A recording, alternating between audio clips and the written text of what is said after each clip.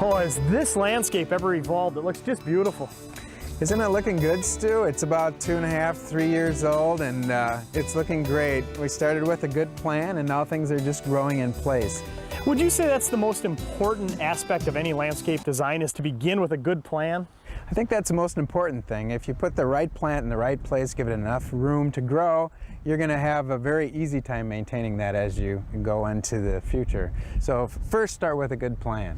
And what we want to emphasize in this presentation is the pruning aspect and maintenance on that. So we want to begin with a good plan. I assume you want to understand or at least know what different plants make up that plan as well. Right, good point. You need to have some idea of what kind of plant you're dealing with, whether it's just the difference between an evergreen and a deciduous shrub, or whether you should be more involved in, if it's a perennial or if it's some other type of plant that you're using as a hedge plant. As long as you have general knowledge as what those plants are supposed to do in your landscape design, when they bloom and how they react, then it's really easy to know when to prune. And of course, if you ever have any questions on it, because a lot of times there's several different types of plants that make up a landscape design. If you have any questions on those, contact your McKay representative. Exactly. Sometimes a plant can be used in several different ways, from a tree form to a shrub to a hedge. So, as long as you know what you want and what that plant is there for, they can help you out specifically on how to do that trimming. Okay, so before we jump into the type of maintenance that we're going to be talking about, specifically pruning, what do we need to know? Well, you need to know when to prune plant material, and there's really two specific times to prune. Once is when the plants are dormant. That's either in the late fall, like we are right now, after the first couple killing frosts and things start losing all their leaves and they're not actively growing.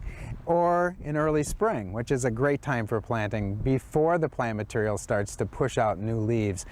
So it would be late March to mid-April. Okay, now is that essentially the same type of pruning, late fall and early spring? Exactly. It's dormant pruning. It's before and after the plant has actively started growing. So in most cases you could do it at either time? Fall or spring. There are some rules we'll look at later on in regards to what not to prune in fall or what not to prune in spring, but in general that's a very good concept to look for. Okay, so there's dormant pruning. Is there also in-season pruning when the plants are growing? Exactly, that would be the other half, in-season pruning, and that varies. We'll go over different types of things you need to know just to keep things in shape.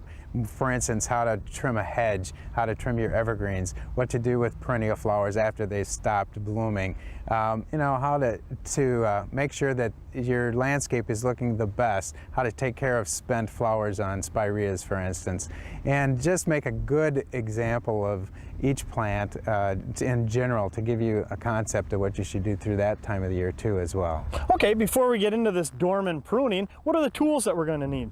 Well, it's pretty simple right now. For dormant pruning, other than a rake, you need a hawk-billed pruner, and you need a hedge shears, and of course always your trusty good pair of hand shears.